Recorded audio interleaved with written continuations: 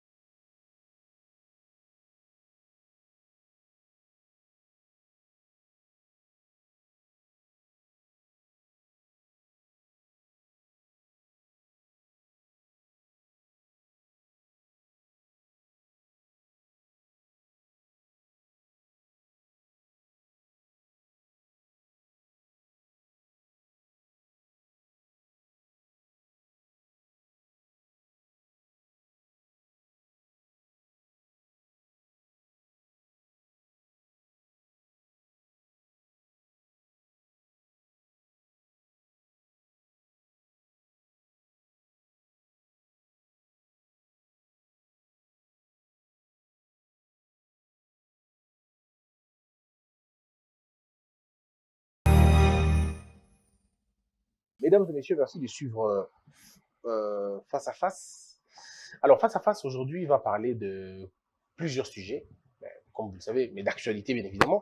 Et je reçois le très pertinent Patrick Eyalé, le polémiste, éditeur, journaliste. Avec lui, on va essayer de parler de cela. Alors, vous allez voir qu'il y a notre fauteuil, notre place. On attend Cadet. Quand Cadet arrivera, s'il n'arrive pas, on continuera à le faire. Alors, Patrick Eyalé, comment allez-vous? Très bien. C'est un plaisir de te rencontrer encore aujourd'hui. Le plaisir est toujours partagé. Alors, Patrick Eyalé, vous avez certainement suivi, on va commencer par là, le discours. Non, d'abord, la visite, parce que c'est ce qui s'est passé hier. Le président de l'Assemblée nationale, le président du Sénat, le Premier ministre et les conseillers en matière de sécurité sont allés rencontrer le cardinal Ambongo, et aujourd'hui les journaux parlent déjà d'apaisement, de fumer les calumets de la paix. Quelle est votre lecture sur cette rencontre-là? Sur la forme, c'est une violation des principes fondamentaux de la laïcité. C'est une violation énorme du principe sacro-saint de la laïcité. Quel principe exige une neutralité et une impartialité de l'État vis-à-vis des confessions, d'une part, et exige et oblige aux confessions de ne pas s'y dans l'exercice du pouvoir politique et administratif. Sur ce point de vue-là, sur cet aspect-là de la forme, je suis totalement en désaccord avec cette visite. Surtout quand vous voyez la lecture et la récupération politicienne dont a fait montre le courant dans lequel baigne le cardinal Ambongo. Parce que, qu'on ne se le cache pas, le cardinal Ambongo est présenté comme l'autorité morale du bloc patriotique. Ah, celui de l'autorité morale. Mais si vous entendez les représentants de cette plateforme, ils disent qu'ils ont répondu à l'appel des prélats. Le bloc patriotique est un vœu, est une émanation des prélats. Il ne se cache pas de ça. Et je vous ai dit tantôt que dans les principes fondant la laïcité, c'est quand même quelque chose de grave. Surtout d'autant plus que ce mouvement est un mouvement subversif. C'est-à-dire c'est un mouvement qui remet en cause une décision administrative prise par le chef de l'État. C'est-à-dire la nomination par ordonnance de M. Kadima. Est-ce que c'est pour Kadima? Est-ce que c'est pour la gratuité de l'enseignement? Est-ce que c'est pour l'apaisement politique? Pourquoi sont-ils allés le voir?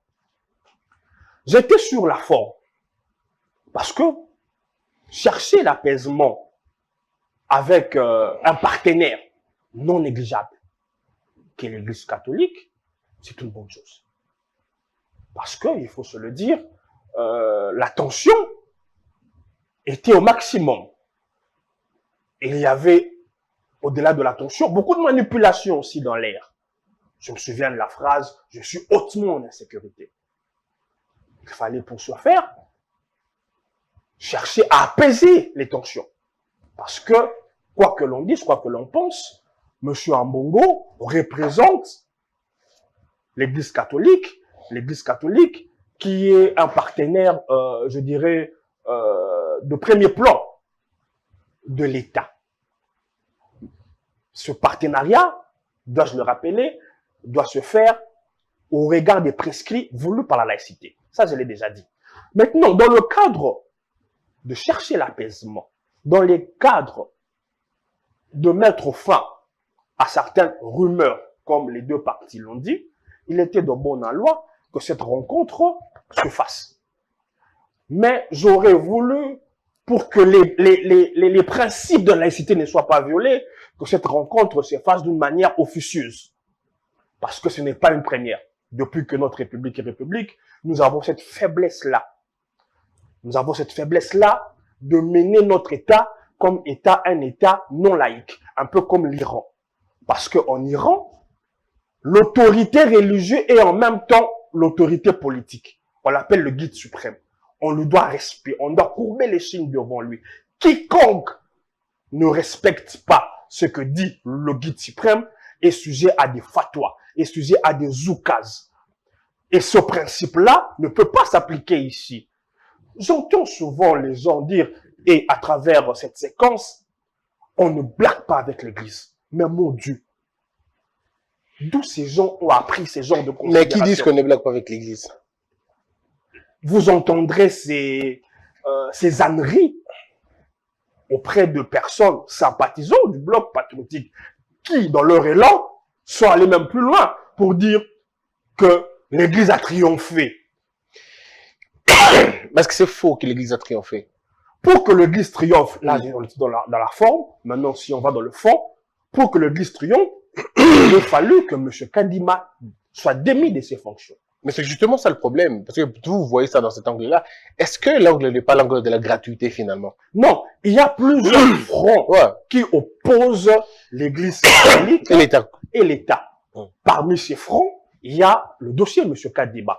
Pour que on dise à la fin que l'Église est plus forte et que l'État a fléchi, il aurait fallu que Kadima démissionnât.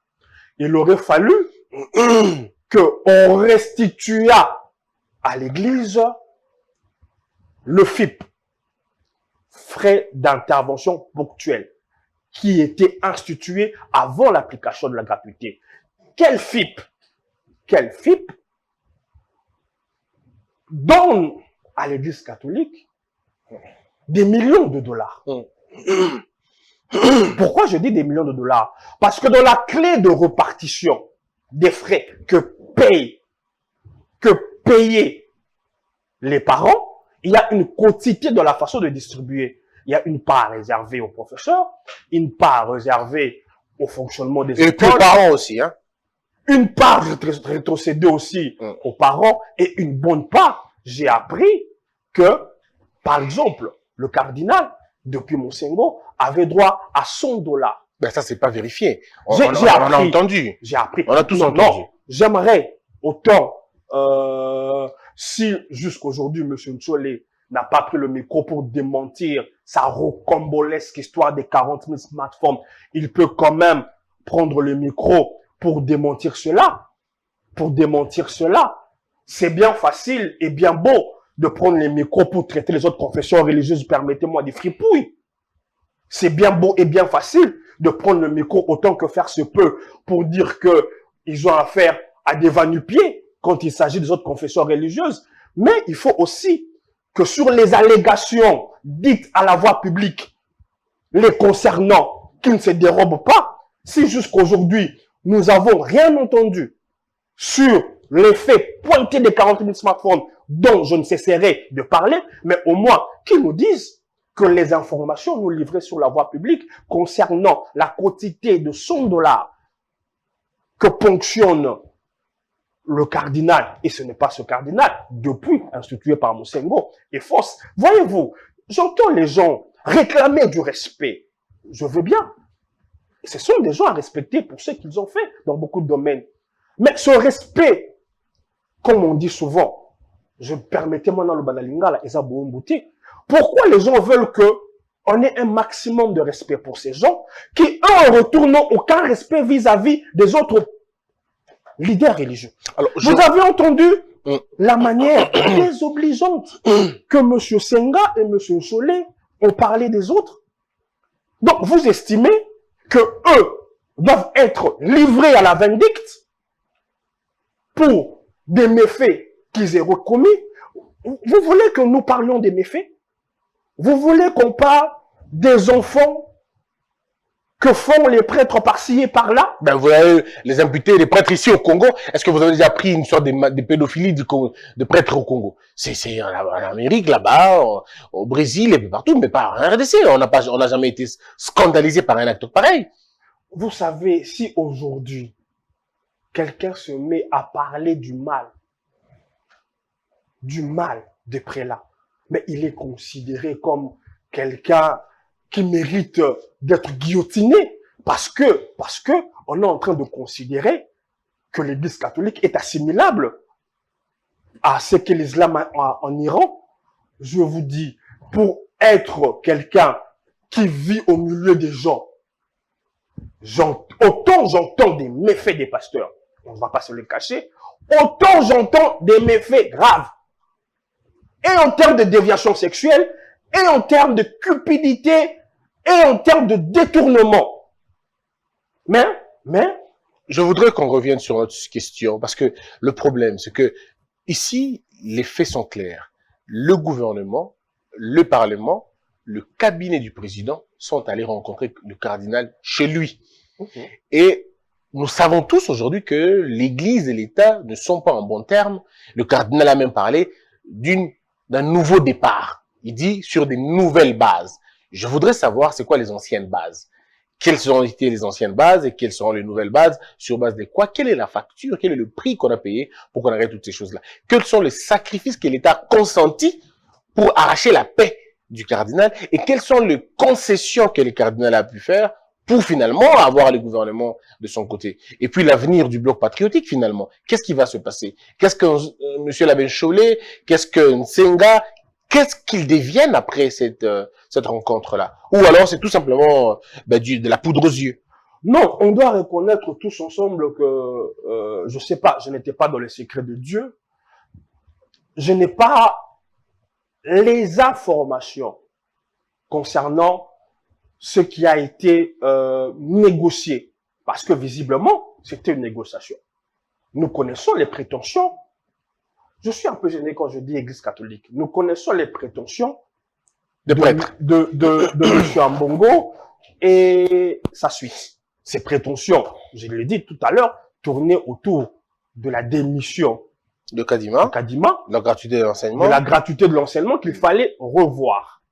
Je ne sais pas s'il a encore d'autres prétentions méconnues aux yeux du public. Mais je vois mal la République, parce qu'on ne peut pas parler du gouvernement, parce que c'était toute la République qui était ce monsieur. Il ne manquait qu'une institution pour que ça fasse à la République, seulement les juges. Donc s'il y avait les juges Kalouba là-bas, on serait tous foutus aujourd'hui. Absolument. mais moi, je dis ceci. S'il faut apaiser les choses, je suis tout à fait d'accord. Mais s'il faut transiger avec certaines décisions, moi, je suis tout à fait opposé à cela. Parce que, voyez-vous. Prenons point par point. Finissons les débats sur Ambongo et puis on reviendra sur la gratuité de l'enseignement. Si le gouvernement va voir disons le cardinal Ambongo pour la question de Kadima, c'est quoi la finalité que M. Kadima dégage? C'est quoi la finalité que l'ECC et l'Église catholique, disons, oui, et l'Église catholique reviennent sur leur décision? Mais c'est pour quelle finalité, je voudrais dire? Ben, cette histoire, Christian, vous permettez d'utiliser une expression assez, je dirais, pas trop catholique, mais permettez-moi quand même, mais c'est un cul-de-sac. Parce qu'il n'y a pas d'issue. Pourquoi je dis cela? À supposer que le président accède à la demande des deux confessions religieuses. De revenir aux élections. Revenir sur sa décision et rapporte son ordonnance, nommant Kadima. Mais vous avez entendu M. Senga, avec une arrogance inouïe, dire qu'il ne va plus collaborer avec les autres. Maintenant, comment se passera une autre désignation? Non, mais parce que là, si le président rapporte son ordonnance, ben M. Senga rapportera aussi sa décision. Et puis on redeviendra à la case des départs, mais cette fois-ci sans Kadima. Donc, vous estimez que M. Senga et ECC sont au même pied d'égalité que la République engagée par le chef de l'État. Mais ils sont de Josué, ils ont fait arrêter le soleil. Mais c'est ça, c'est le moindre des choses que l'on puisse dire. Vous imaginez cette énormité. Un M. Senga qui attendrait le chef de l'État à rapporter son ordonnance pour que lui aussi rapporte sa décision. Ben, on est dans ça, exactement. Et les gens ne se rendent pas compte que ces gens nous amènent à, je dirais, j'aimerais être gentil, mais pas utiliser beaucoup de mots désinvoltes. Donc, je disais c'est un cul-de-sac. Parce que, visiblement, les deux confessions qui ont jugé que les 6 n'étaient pas en bon droit, moralement, de s'asseoir à côté d'eux pour désigner un candidat ou pour autre chose que ce soit, ils vont pas se dire. Ils ont dit que ça va faire des fripouilles à des margoulins, à des va-nu-pieds. Mais je ne vois pas comment ils vont encore s'asseoir avec le même va-nu-pied. Avec ces mêmes va-nu-pieds, eux qui sont immaculés, eux qui sont exemples, eux sur qui ne pèse aucun soupçon de la moindre nature, eux qui ne roulent pour personne, même quand ils présentent un candidat qui était candidat à la députation pour le compte d'un parti, on ne peut pas en parler, on ne peut pas les soupçonner. Seules les 6 confessions méritent d'être soupçonnées et méritent d'être livrées à la vindicte publique. Mais qui nous explique par quel mécanisme? Qui nous explique? Vous vous souvenez qu'ils ont même dit qu'il fallait qu'on confiât les débuts de processus à Nanga. Ben, ils ont dit quand même. Hein. Vous imaginez jusqu'au où leur témérité dans leur volonté de déstructurer les choses les conduisent. Ah, mais vous êtes très transigeant, vous êtes, je veux dire, très tranchant avec eux. Bon, ok. Mais maintenant, qu'est-ce qui va se passer à la fin, cette histoire? Est-ce que l'Église catholique, je veux dire la Cinco, va se plier à la décision que prendra le cardinal Ambongo? Laquelle décision? On n'en sait pas jusque-là. Personnellement, j'en sais rien. Est-ce que l'ECC reviendra sur la bonne voie? Est-ce que cette sit-in organisée devant la CENI vont devoir s'arrêter? Est-ce que le cardinal, quand il le dit, est-ce qu'il engage sa propre personne? Est-ce qu'il engage la Cinco? Est-ce qu'il engage le bloc patriotique? Est-ce qu'il engage les autres? C'est quoi la portée de cette rencontre volée élection? Mais qu'on ne se trompe pas, le cardinal, autant dans la législature passée, la Cinco était de l'opposition et en opposition, mais autant maintenant, elle est de l'opposition et en opposition contre le pouvoir actuel. C'est un fait. Autant dans la législature passée, la SENCO a milité pour des dialogues. Il y en a eu, je crois, un ou deux, et un dont ils étaient modérateurs. Autant ils sont dans le même schéma. Ils sont dans le même schéma. Vous savez, ceux qui vendent les cercueils, ce ne sont pas des gens mauvais. Mais c'est des gens qui ont besoin de voir des morts pour que leur affaire prospère. Ben, c'est comme les avocats. Ils veulent que vous ayez des problèmes pour que eux aient leurs honoraires. C'est comme des médecins. Ils veulent que vous tombiez Vous malade avez compris ma déduction. pour qu'ils puissent vous trouver une solution. Alors, J'espère que les téléspectateurs aussi ont compris où je voulais en venir. moi, je voudrais comprendre un peu plus maintenant volet gratuité de l'enseignement. Ça n'a pas marché. L'Église catholique a 22 000 écoles. Et l'Église catholique a aujourd'hui la part belle de toutes les écoles de la République. Vous avez entendu finalement le débat qu'il y a eu entre l'Église, le ministère, l'État. L'Église est allée même loin pour dire que si vous ne voulez pas, ben vous partez, vous prenez vos écoles et vous nous laissez nos bâtiments. Donc à un moment donné, l'Église se rend compte de la faiblesse de l'État. Est-ce que l'État aujourd'hui se rend compte des... Je ne vais pas utiliser le terme fort pour parler, peut-être pour ne pas parler de la grossièreté, mais plutôt des émotions qu'avait le ministre. C'est les émotions, je veux dire, un peu de l'épidermie, tout ça. Est-ce que l'État, ce qui s'est passé hier, c'était pas, bon, aller nettoyer finalement le bazar qu'a foutu le ministre, comme ça trouver la paix et puis on va revenir. Parce qu'à la fin des comptes, gratuité, c'est belle mort. Les gens continuent à payer les frais. Non. Dans la première partie de votre question, c'est vrai qu'on a affaire à deux fortes têtes. D'un côté, le ministre, et de l'autre côté, M. Ntcholé, qui nous ont livré une scène de ping-pong pas très glorieux pour les deux.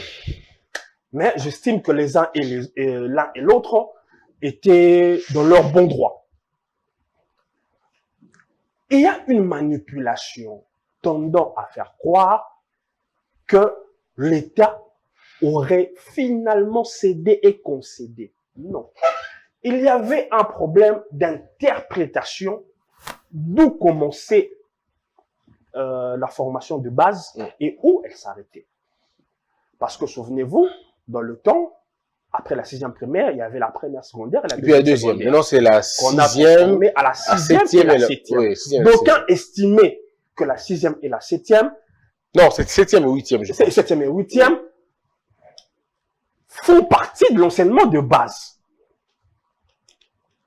Position et interprétation refutées par d'autres. Il fallait maintenant, je dirais, tirer au clair ce dossier qui était pendant depuis l'année passée. Finalement, il a été convenu que la 7e et la 8e ne faisaient pas partie de l'enseignement de base et que les parents devraient prendre en charge selon les règles, je dirais, établies dans une certaine convention entre les parents et les églises conventionnées catholiques.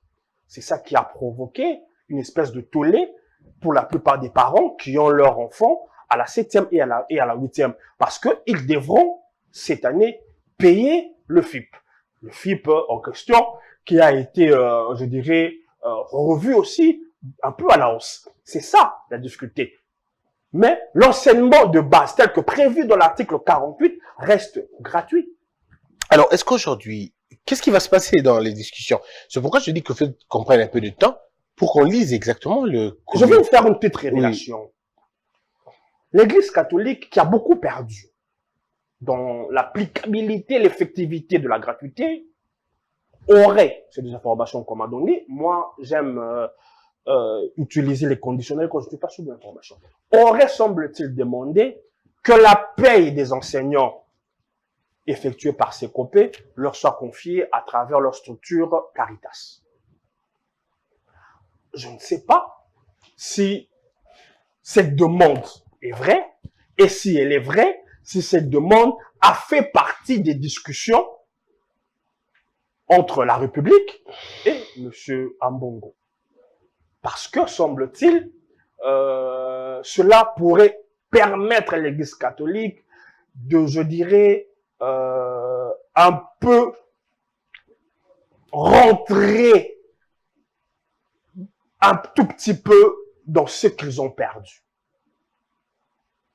Je ne dis pas ici que cette information est exacte, mais si j'apprends que la paye des enseignants est désormais transmise À à Caritas, on comprendra donc on comprendra que ça que fait le partie de la discussion. président À céder. a concédé à cette demande et a quelque peu coupé la poire en deux. Très bien. Chose qui, pour moi, à mon avis, cette demande-là n'est pas une mauvaise chose. Très bien. N'est pas une mauvaise chose. Alors, on va prendre l'avant-dernier sujet, c'est... Mais, je voulais ici faire part d'une idée que j'ai eu à partager avec Monsieur Soni Ngandou. Elle n'est pas mienne. Moi, j'aime être honnête et cohérent. Monsieur Soni, que je salue, Monsieur Soni Ngandou, il m'a dit, mais pourquoi pourquoi l'État ne privatiserait pas ces écoles conventionnées d'élite chez les catholiques? L'État s'est dessaisi. Laisse les catholiques. Comme quelle école?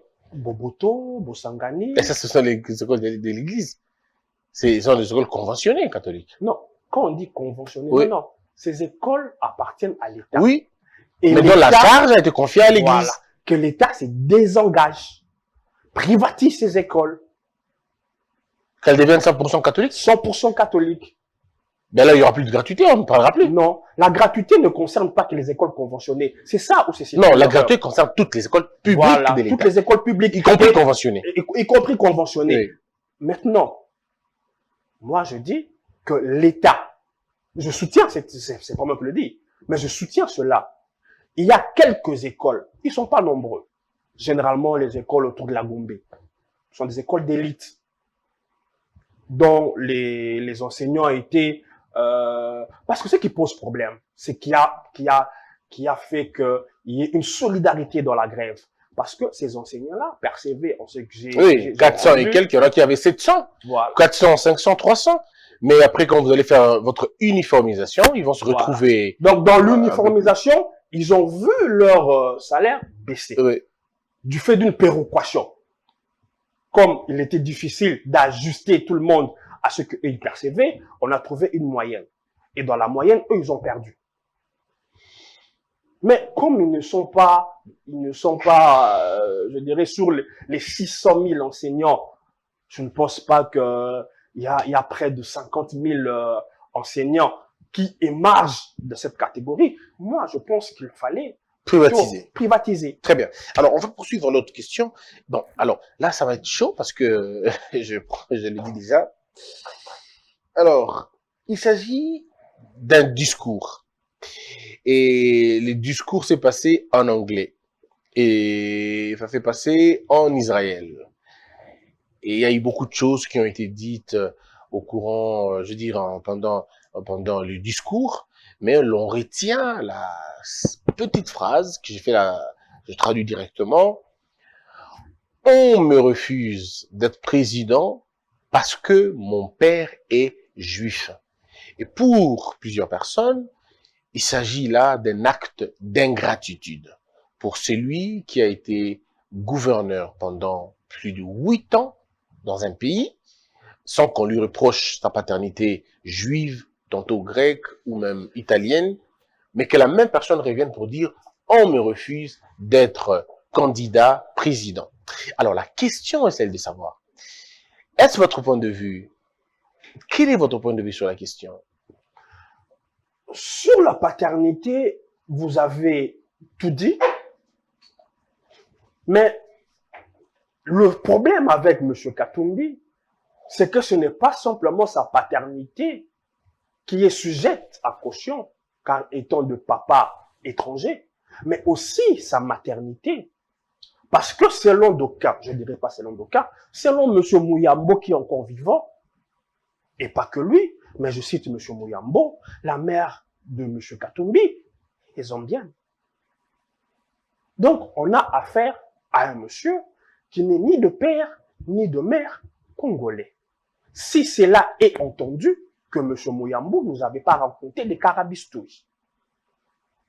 Mais ce n'est pas que M. Muyambo qui le dit.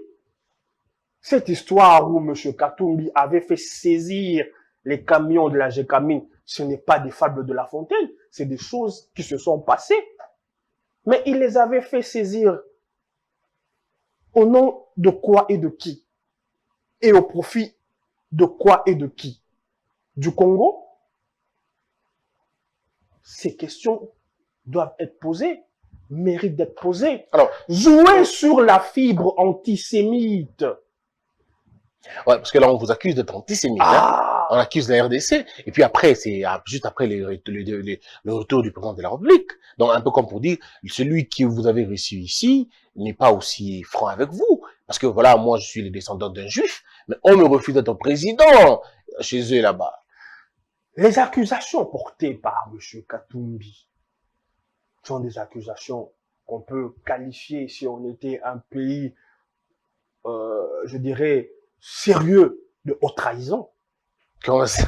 Mais je vous dis, Il trahit la nation? allez accuser votre pays d'antisémitisme quand on sait l'importance que cela revêt dans l'histoire du monde. C'est grave. Vous êtes choqué?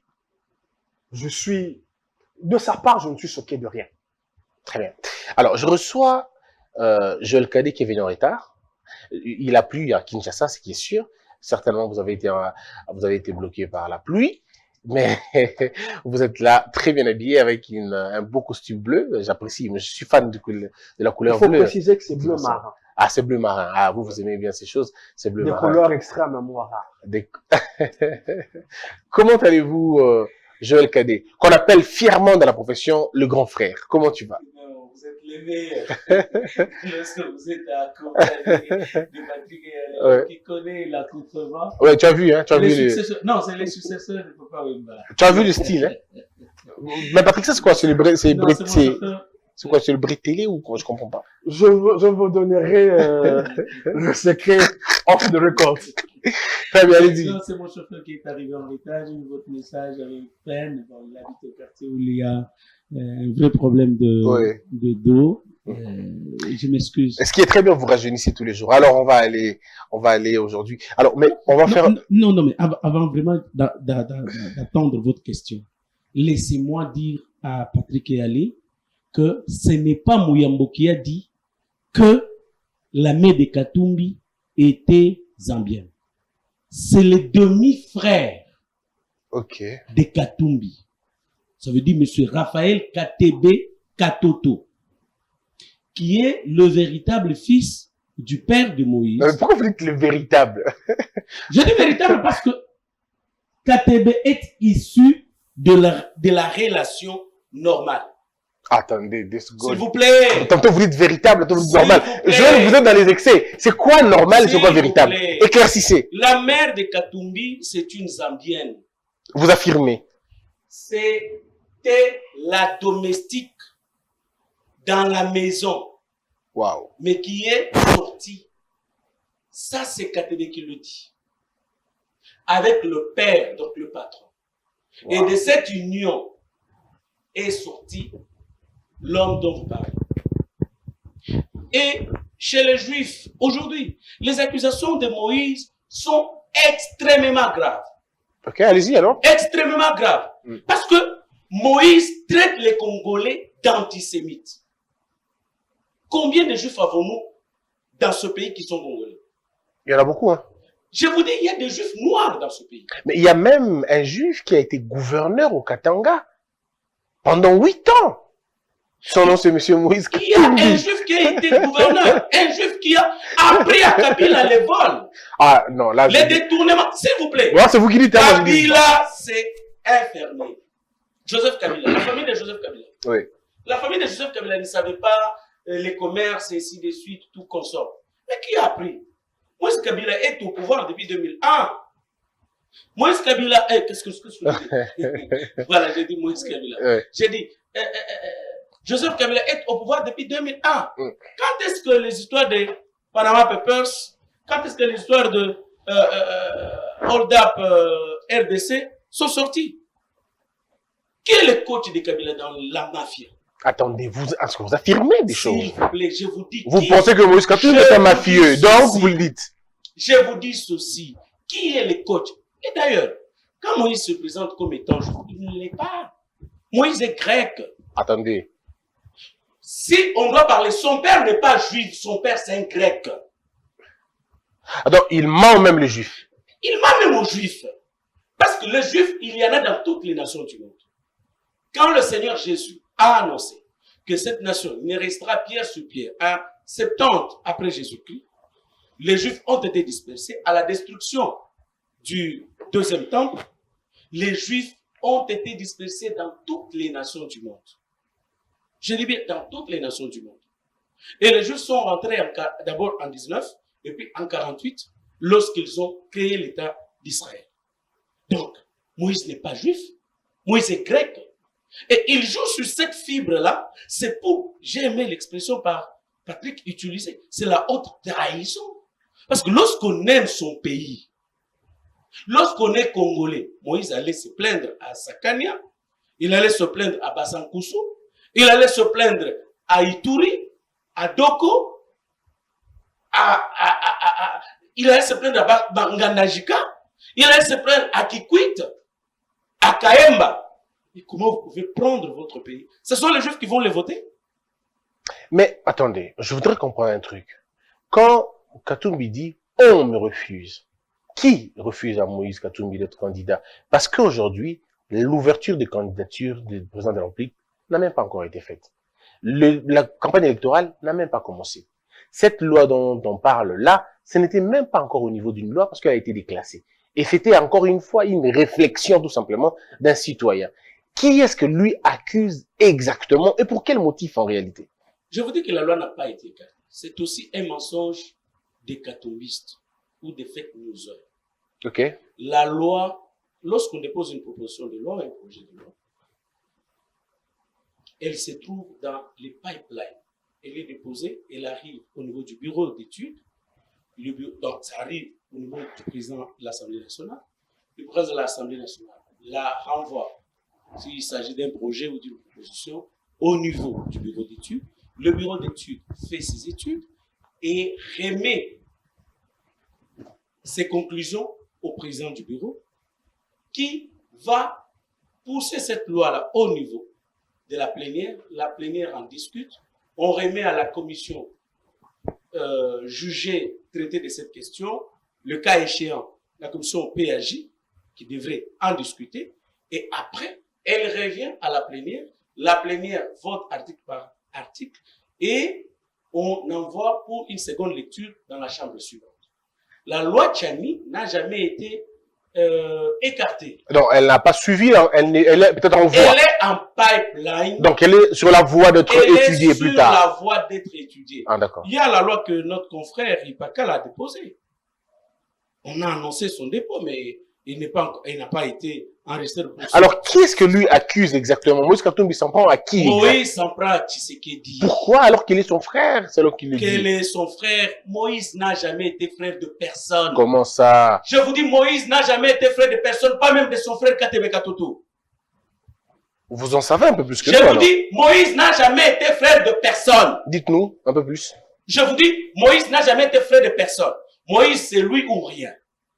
Et tous ceux qui doivent le suivre, ils doivent s'agenouiller, ils doivent le louer, ils doivent l'adorer comme un Dieu. Demandez à tous ceux qui l'entourent. Regardez quiconque a acclamé Moïse, quiconque est aux côtés de Moïse, il a été détruit. Si pas mentalement, si pas moralement, financièrement et politiquement, il a été démoli. Mais les gens qui s'enrichissent, ne t'en fais pas, hein? S'il vous plaît, qui je s'enrichit? citerai pas les noms des gens, mais il y a des gens, Non, s'il vous plaît. En dehors de mon ami, mon frère, mon grand frère, Samuel, qu'est-ce que je dis, Salomon. Dis-moi qui s'est enrichi autour de Moïse. Regardez ce qu'est devenu un des grands doctrinaires de droit, Francis Kalombo. Regardez ce qu'est devenu. Qui, Francis Kalombo, doctrinaire? Doctrinaire en quoi? En droit. Non, dans quel droit? Non, mais franchement, il faut pas, Mais il a non, écrit vous en des riez. ouvrages sur Quel le droit. ouvrage? Vous en riez, hein? Allez, continuez. On va continuer. Regardez ce que... Non, j'ai fait 5 ans à l'université, hein? S'il vous plaît. Non, il faut continuer. Continuez. Voyez ce qu'est devenu, et dans quelles conditions et circonstances un grand nom. Papa Lumbiema. Oui. Papa Charmando Simbaïma. Ben, Voilà c'est de mort quoi ils ont naturel. été réduits. Mais alors, l'ancien président de l'Assemblée nationale. Regardez tous ceux qui acclament Moïse. Je vous dis, quiconque reçoit l'argent de Moïse, quiconque bouffe l'argent de Moïse, quiconque est conditionné par l'argent de Moïse. Mais vous avez pris l'argent de Moïse pour faire votre mariage, selon ce qu'on a entendu. C'était le plus beau mariage. J'ai déjà parlé de cette question, c'était Okay. le mariage le plus modeste du monde. Je ne vais plus revenir. J'ai toujours dit au jeune homme qui est venu raconter ces bêtises ici, devant, je lui ai dit, ceux qui osent appeler Moutou, qui ne peut pas de ça. Parce que pour qu'on marie quelqu'un, pour qu'on finance le mariage de quelqu'un, il faut qu'il soit quelqu'un. Alors, Olivier Kamitatou. Il a été deuxième personnalité de ce pays dans ce monde, dans ce pays. Président de l'Assemblée nationale, président d'un grand parti politique. Aujourd'hui, il a été réduit au rôle d'un caméraman de Moïse. C'est pas... Non, mais Cadet dans les excès. Christian Boussembe, vous voulez que je vous dise quoi? Non, s'il vous plaît. Allez-y. Aujourd'hui, grand et d'une intelligence fine. En tout cas, si on doit compter 20 intelligents dans ce pays, on ne peut pas sauter Olivier Kamitatou. Aujourd'hui, Olivier est réduit au rôle d'un caméraman, d'un filmeur de Moïse. Je le vois avec son téléphone en train de filmer Moïse. Très bien. Non. Je reviens à Voilà vous. combien il démolit les intelligences de mon pays. Je reviens à vous, Joël Cadet. Mais Patrick est allé, jusqu'où cette guerre va aller finalement? J'ai comme l'impression que chaque jour qui passe, ah ben le lien de fraternité, si elle existait bien évidemment, s'il existait pardon, entre Tshisekedi et Katumbi, ça ne fait que s'est coupé davantage. Parce que lorsque Moïse, par exemple, dit devant tout le monde que il a été, on lui refuse de cela, eh ben alors que quand il dit le Congo, Moïse Katumbi a une population, je veux dire, il a des membres importants au sein du gouvernement, alors que cette question de la loi Tiani n'a jamais été débattue au niveau du Conseil des ministres, sinon le ministre allait nous dire. Au niveau de l'Assemblée nationale, il a des députés, et puis il y a des gens comme le cardinal Lambongo, qui a pris sa défense. Le cardinal Lambongo a parlé de cette question-là. À un moment donné, on croirait qu'il menaçait la République. Mais Moïse dit, on me refuse. Est-ce que Moïse ne reconnaît même pas tous les efforts de toutes ces personnes qui ont enflammé la toile pour le défendre, pour le soutenir, alors qu'il n'était même pas visé directement? Je répondrai en 3 phases. Alors qu'on l'entendait nous donner la fin des consultations initiées par lui, eu égard aux menaces professées par lui de la ligne rouge, chose qui est impensable pour une république, un individu, intimer l'ordre au chef de l'État. Si vous faites ça, je fais ceci. Je dis, on concède. Mais il dit avoir entamé des consultations. Chose qui est d'abord incohérent, parce que c'était une sine qua non. Si on fait ça, moi je fais ça. On concède. Alors que vous êtes en consultation, et c'est que les gens ne savent pas, ils bloquent la République. Pourquoi? Parce que dans l'entretemps, ils continuent à être membres de l'Union sacrée. Et l'Union sacrée doit faire ce qu'on appelle, je n'aime pas ce mot, je suis en train de chercher un qui ne vient pas, mais doit partager les postes de responsabilité au sein des entreprises. Voyez-vous comment on veut le beurre, l'argent du beurre, et se beurrer les épinards en même temps? Vous bloquez la République parce que on ne sait pas savoir aujourd'hui si vous êtes de l'exécutif, donc auquel cas vous êtes concerné par ce partage de responsabilité, ou si vous êtes de l'opposition, auquel cas vous n'êtes pas concerné. Vous bloquez la République, les mandataires. Moi j'ai hâte qu'on mette de côté certains DG entre celui de la SNEL, celui de la Régie des eaux. J'en profite pour dire au DG de la Régie des eaux, arrêtez cette habitude que vous avez d'envoyer un civique, parce que c'est un civique qui, très tôt matin, vers 6 heures, à bord d'un moto, menacer les gens qui n'ont pas payé l'eau, sinon on viendra couper. À 6 heures du matin, je ne sais pas si dans notre quartier vous vivez ça, il y a quelqu'un en moto, Le DG n'est pas de la régie des eaux. Alors qu'on a d'abord des problèmes d'induction d'eau, mais il nous envoie des... Je ferme cette parenthèse. Donc, on attend que les mandataires soient mis en place et Moïse Katumbi bloque cela. En lieu place d'être, je dirais, de faire montre d'esprit républicain, de se décider à quitter l'opposition ou à y demeurer, et en y demeurant, en respectant les règles d'une corporation, non, monsieur va à l'étranger. Mais c'est pas mal d'aller à l'étranger, mais c'est plutôt les propos, est-ce que... Non, Oui. j'en viens. Oui, parce qu'on va terminer. Va à l'étranger, parler du fait qu'il aurait été écarté. Il remet au goût du jour la proposition de M. Tchani. Moi, j'étais dubitatif sur cette proposition. Mais quand j'ai entendu M. Katumbi parler, j'ai dit, cette proposition vaut la peine. Cette proposition vaut la peine. Pourquoi? Cela montre aux yeux du monde, M. Tchani, comment il appelle ça, la fidélité, la loyauté, la double loyauté. En ce qui concerne Moïse, on pourra parler de la triple, quadruple loyauté. Autant il est loyal vis-à-vis des liens de son père, autant il est loyal vis-à-vis du lien du pays de sa mère, qui serait la Zambie, autant il est loyal au lien qui le lie avec certaines nationalités, c'est certaines nations dont il aurait pas la nationalité. Très bien. Deuxième point. Troisième On termine par là, Patrick. pour parler du frère. Vous savez, M. Kabila est une personne, Mendela dit, taiseux. Il ne s'exprime que très rarement.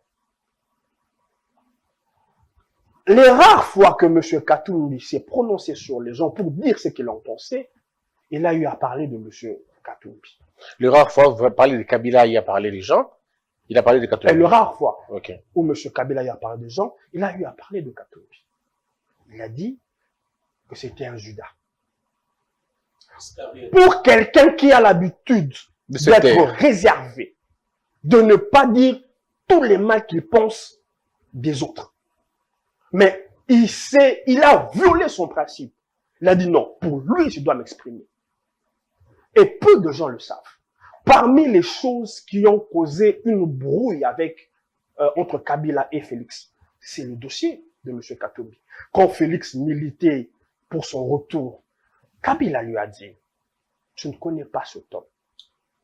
Je te conseille, en tant que partenaire, n'écoute pas les cris d'Offré de cet homme. Je l'ai pratiqué, je le connais. Très bien. Fin du débat. Très bien. On peut passer à autre chose. Ok. Alors, vous allez avoir la parole pour parler du bloc. Pardon, pas du bloc, mais plutôt du hold-up, parce qu'on va terminer par là. Joël Cadet, avec vous, on va résumer la question de cette problématique de Moïse Katumbi. J'ai pas besoin de poser une question parce que vous connaissez la problématique. Qu'est-ce qui va se passer? Parce que c'est chaque jour qui passe que nous voyons finalement l'écart se récréer davantage. Non, je voudrais finir par... Allez-y. Là où Patrick a terminé. Vous avez la parole. J'étais avec vous, avec un des plus proches du président de la République.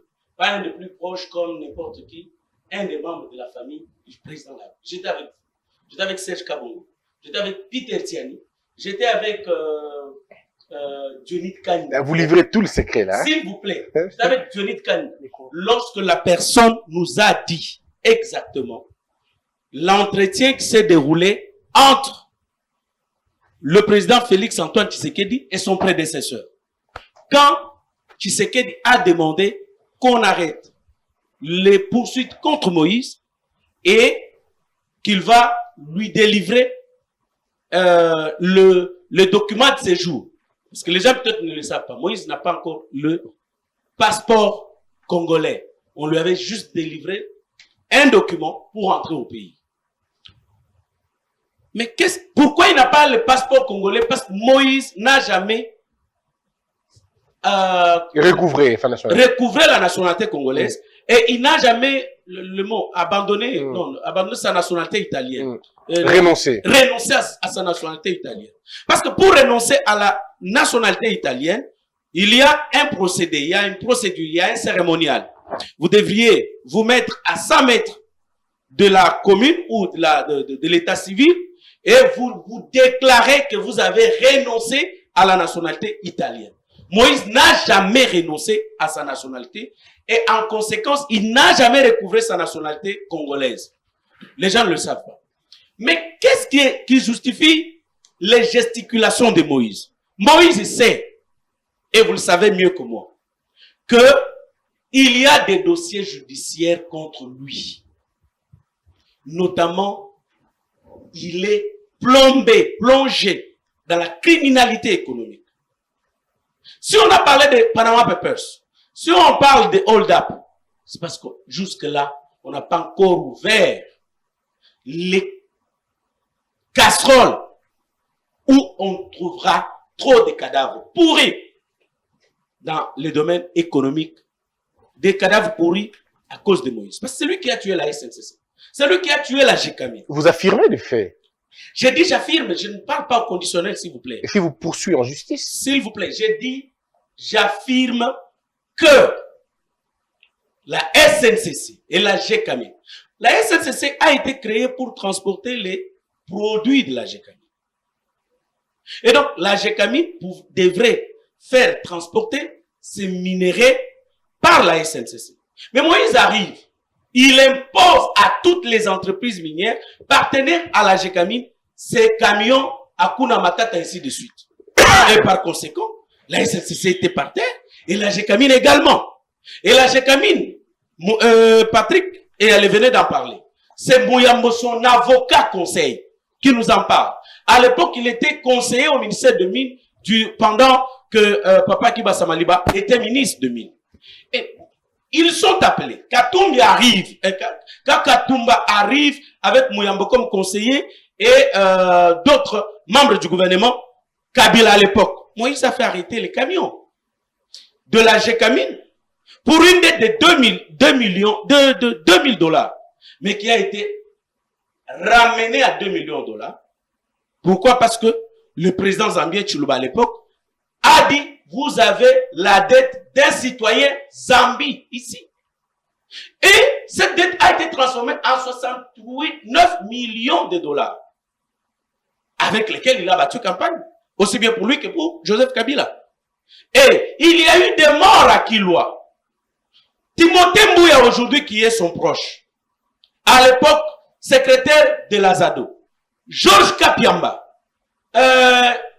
comment il s'appelle, Katende, Jean-Claude Katende, ont failli être brûlés au bureau de l'Azado à Lubumbashi, tout simplement parce qu'ils avaient réclamé le rétablissement des responsabilités dans le massacre de Kilwa, en ville mining. C'était qui? C'était les militants de Moïse. Et ils sont allés incendier la résidence de Mouyambo. Mouyambo, c'est parce qu'il est chrétien qu'il a pardonné. Mais il n'est jamais revenu sur ça. Le problème, c'est que Moïse sait qu'il a des dossiers en justice. Comment vous avez suivi son discours? Le problème est que Moïse a des dossiers en justice. Il sait que si on ouvre ces casseroles, alors il anticipe. Parce que sa meilleure stratégie, c'est la victimisation. À l'époque, vous allez comprendre. Celui qui a négocié le retour de Moïse au pays, c'est Ngoï Mulunda. Daniel. Je le salue, il est en prison. Et le gouverneur, l'actuel, comment il s'appelle? Richard Moïse Manguez. Il arrive en 2009, il est gouverneur. Il lui dit non, j'ai été victime d'un attentat. On a failli abattre mon avion. C'est ainsi qu'il est allé descendre en Zambie. Et il lui dit, qui ont été derrière cette manœuvre, ce sont ceux qui ont négocié son retour au pays. En 2011, il ne venait plus à Kinshasa. Oh, on va m'empoisonner. Les gens du PPRD vont m'empoisonner. Et tout cela parce qu'il voulait isoler Kabila pour que Kabila ne soit qu'avec lui et lui seul. Et après, vous savez qu'un homme politique ou un journaliste, vous et moi, ce sont des gens qui n'ont pas peur de la prison. Parce que la prison, c'est l'antichambre de tout homme politique. Et pourquoi Moïse fuit la prison? Vous avez déjà vu un prisonnier, un opérateur politique, comme Franck Diongo, comme Djomé Dongala, fuir la prison? Donc, c'est vous dire que ce n'était pas un politicien. Très bien. Et son discours aujourd'hui Oui. intègre le caractère victimisatif, passez-moi le mot, pour tout simplement se préparer à être victime, on m'a refusé. Parce que vous dites la course vers la candidature à la présidentielle. Non, on n'a même pas encore parlé de ça. Personne qui l'a empêché. Le bureau de la SONI vient d'être mis en place il n'y a même pas longtemps. Vient d'être installé, il n'y a pas un mois. Et puis il est contesté même. Le bureau en question est contesté. Nani a boyli Moïse à la présidence Boka Oyo. Hein? Moi, c'est vrai, vous me donnez pas, ça me fait rire. Non, mais à un moment donné, non. Mais quoi. vous savez, moi, ça commence un peu à me choquer, à m'énerver, à me piquer. Parce que vous avez certains Congolais qui sont derrière un individu sans idéal, sans programme de développement de son pays. Enfin, aujourd'hui, regardez le Katanga. le dossier. Non, regardez le Katanga. Sous Jacques Yaboula. Papa, les routes sont asphaltées. Kassenga est aujourd'hui sur quatre bandes. Et en béton. Et avant de jeter l'asphalte, il crée d'abord les drains. La route Kasumbalesa-Sakania est asphaltée. Le pont Sakania vers Mukambo est construit en béton. Mais ce que Moïse faisait là, c'était ce qu'on appelle comment saupoudrage. Non, pas saupoudrage. Le mur de maison quand vous avez fini. Chaud. Peinture. Crépissage. Mais Moïse, les routes, il mettait du crépissage. Non, mais je vous dis, non, demandez à tout le choix. Vous savez, Binoba Kinois, c'est vous. C'est Patrick Nemta Kinois, non, Binoba Kinois, c'est vous qui donnez une grande valeur à cet homme. Très bien, Joël Cadet, vous gardez le micro. Joël Cadet, vous gardez le micro, on termine avec le sujet de hold-up. Ce sujet a fait couler l'encre. Beaucoup d'encre d'ailleurs. Je voudrais qu'on en parle un peu. Quel est le crédit que vous accordez à ces hold-up? Ça vous énerve de savoir que les gens se sont comportés comme ça avec nous? Ou vous dites, mais c'est pas grand chose, hein, ce qu'on a vu là, on connaît plus que ça d'ailleurs, avec Panama Papers, ainsi de suite. Pourquoi ce sont les mêmes personnes qui ont été citées dans Panama Papers, c'est les mêmes personnes qui reviennent dans Hold Up, et ainsi de suite? Voyez-vous la main noire du pouvoir actuel derrière ça? Pas du tout. Alors dites-nous un peu plus. Pas du tout. Vous et moi, comme journalistes d'investigation, nous en savons trop. Sur qui marchait sur toutes les entreprises qui appartiennent à Joseph Kabila. On en sait trop sur BGFI Bank. Et ce travail-là, je vous dis bien, ce n'est pas le consortium des médias d'ONG dont la RFI ont parlé. Ce sont les Congolais qui ont fait ce travail. Le problème, c'est que, comme nous sommes dans un pays où facilement on peut vous administrer la mort, les gens ont préféré courir derrière ces médias. Mais Lumumba a été le premier à annoncer cette affaire de BGFI Bank. On l'a pris pour un aigri. On l'a pris pour un monsieur qui voulait l'argent. Pourtant, aujourd'hui, tout le monde dit. Non, vous savez, dans ce pays, vous ne pouvez pas savoir pourquoi on a appelé Alain Foka pour venir ici. Lui payer 500 000 $ pour aller au Kivu. Parce que tout ce qu'Alain Foka, malheureusement, nous avons des Congolais complexés. Trop complexés. Tout ce que Alain Foka avait dit, les Camerounais, les Franco-Camerounais, avait dit, vous le dites, l'économiste Zoumeko, Eric Chikuma le dit, Israël Moutala le dit, Gabi Kouba le dit. Donc, il n'y a pas du nouveau. Tous nous savons. Dernièrement, il y a eu vol, détournement dans le comptable de Kinmarché à Fou. Mais le propriétaire de Kinmarché aujourd'hui, lorsque c'est tard, il vient lui-même récolter l'argent. Et il va le cacher où? Donc, c'est pour vous dire que nous savons que les conflits d'intérêts, pourquoi on n'a plus dans ce pays ici les opérateurs économiques? Mais c'est parce que tout politicien est dans l'économie. Tout politicien est opérateur économique. Qu'il s'agisse de Mouzito, tous les anciens premiers ministres, ils sont dans le commerce. Et pourtant, c'est incompatible. Vous êtes juriste. Un avocat ne peut pas exercer le commerce. Moi, je dis beaucoup d'avocats sont dans le commerce. Même les magistrats. Même les magistrats. Ouais. Ils se cachent derrière leurs épouses. Ils se cachent derrière leurs enfants. Tous les politiciens sont dans les commerces. Et comment voulez-vous que le peuple moyen ait de quoi manger? Alors, le hold-up. Les hold-up, ce sont des réalités qu'un Congolais normal connaît. Mais moi, ça me choque lorsque je vois certains Congolais en train de défendre Kabila. Oui, tout simplement parce qu'ils ont les miettes.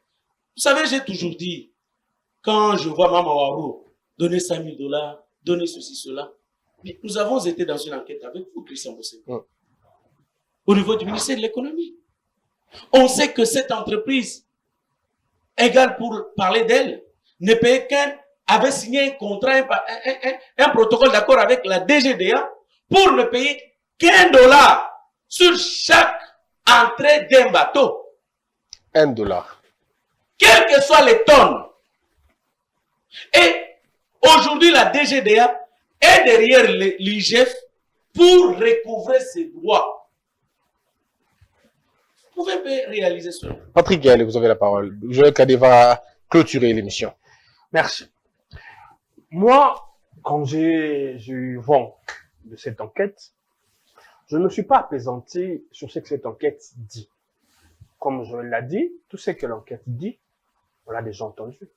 Combien de fois n'a-t-on pas entendu Sango parler de cette histoire des gangs? Sango en avait fait son sous-gras à un moment, il en a parlé, l'histoire de BCFI Bank. Donc, il n'y a rien de nouveau, à part peut-être certains détails des opérations, comment elles étaient faites. Je me suis plus apaisanté sur les réactions des uns et des autres. Et sur les supputations. J'ai constaté que la SENCO, pour revenir à elle, avec son démembrement politique, le CALC, qui avait, souvenez-vous, lors de l'affaire des 15 millions, battu les pavés, marché, manifesté pour que lumière soit faite. Silence radio. Ni Cholé, qui n'a pas sa langue dans sa poche, ni aucun autre religieux qui ont pris l'habitude de mélanger politique et religion et de s'exprimer autant que faire se peut sur toutes les questions. Silence radio. J'ai regardé la réaction de nos amis du FCC. Réaction légitime. Ils contestent les faits. Ça ne m'a pas turlupiné. Mais ce qui m'a turlupiné, c'est qu'ils imputent ces enquêtes à Félix. Et l'un d'entre eux a même soutenu que Félix aurait payé 800 000 € ou dollars pour financer cela. Mais regardez comment, parfois, je ne sais pas si, par intermittence, certaines personnes sont lucides. Après, à force d'ingurgiter, je ne sais quoi, la lucidité prend congé d'eux. Les mêmes personnes qui ont dit que ces Félix ont financé, c'est les mêmes personnes qui nous disent ah, Kalate Bozomona, Bazo Bimsapi à Félix Boko Sambo. Donc Félix aurait payé des médias pour enquêter sur Kabila et sur lui et ses gens pour qu'ils soient indexés par cette enquête. Est-ce que ces types comme ça, ou les genres de personnes qui racontent ça? Alors pourquoi vous les médias congolais, vous ne faites pas des grandes enquêtes comme ça? Attendez, je vais en venir. On dit que ça devrait être vous, on vous accuse aujourd'hui. Attendez, je vais en venir. Je finirai par là. Donc, il va de soi que même quelqu'un a dit, il a parlé de manipulation. Il avait parlé de manipulation. Et quand il a entendu M. Jason Stern de GEC, lequel GEC est une appendice du groupe Ensemble, il a beaucoup d'appendices, il a des appendices dans le domaine religieux, il a des appendices dans les médias, à l'étranger comme au Congo, il a des appendices auprès des ONG. Un de ces appendices a dit que M. Félix aussi s'est récité. Et même Sonia Rollet en a parlé. Maintenant, pourquoi je le dis? Pourquoi je le dis? Je vous fais un feedback en arrière. Vous savez, quand le président a été élu, la France en première, à travers Jean-Yves Le Drian, à 6 heures, c'était déjà prononcé pour dire que ces élections étaient un arrangement à l'africaine. Vous avez vu le pilonnement des médias français. Je me souviens encore de ce monsieur Gauthier Riblinski. Il traitait presque le président, je dirais, de voyou. Ces médias français, suivez-les bien, écoutez-les bien, vous les entendez que très rarement dire à moindre mal de M. Katumbi. Vous les en... Et puis, regardez généralement qui sont les invités de TV5. Généralement, la plupart du temps, les appendices de M. Katumbi. Très bien. Donc, ceux qui cherchent, ceux qui pourraient être derrière cette enquête, je leur donne des pistes. je ne confirme rien, je leur donne des pistes. Ah, donc vous pensez que c'est Katumbi qui est derrière ces choses-là? Je leur ai donné des pistes. D'accord, très bien. Alors, on va terminer avec... Non, terminons, on a pris plus d'une heure. Vous me permettez. Oui. Je ne remets pas en cause ce qui a été dit dans Hold Up. Mais je suis quand même, comme Congolais, je suis quand même choqué qu'il ait fallu que ce soit des Blancs qui disent ce que, pas moi, ce que les autres disent. Tous les jours, hein? Tous les jours. Tous les jours. Il n'y a pas longtemps, mon ami Israël a aussi parlé des cartes visa reliées au code de trésor. Moi, je suis allé à Doko. Je suis allé à Doko voir les mines. Là où beaucoup ne sont pas allés, on est allé là où on peut plus que là où l'autre est parti. Mais pas avec le même frais, pas avec la même considération. En fait, c'est nos autorités qui accordent beaucoup de respect. Vous allez voir quelqu'un comme vous, comme Cadet, pour qu'il rencontre le chef de l'État, pour qu'il rencontre une autorité, il doit être habillé comme ça. Mais quand c'est un blanc, même en culotte, il va aller là-bas. Donc c'est quand même pas possible. Il faut voir comment cette dame-là s'habille quand elle vient à la présidence là-bas. Il faut voir comment, avec une légèreté déconcertante. Mais quand il s'agit de nos sœurs, on leur demande de mettre des pagnes, et ainsi de suite. Parce que bon, c'est pas possible quand même. Absolument. À un moment donné. Mais la question centrale à se poser, que je me suis posée, pour qui ces médias travaillent-ils? Pour l'intérêt de qui? Parce que,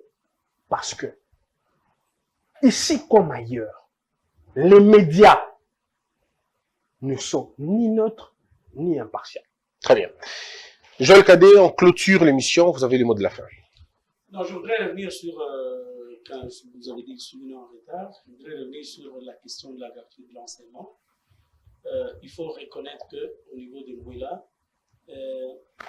contrairement à ce que les uns ou les autres ont raconté que le ministre Tony Mwaba a supprimé la gratuité, par contre, il l'a consolidée. Parce que la gratuité, vous êtes juriste, ne concerne que l'école primaire. Ça veut dire première, sixième, primaire. Et c'est ce que dit l'article 43 de la Constitution, c'est ce que dit la loi cadre sur l'éducation.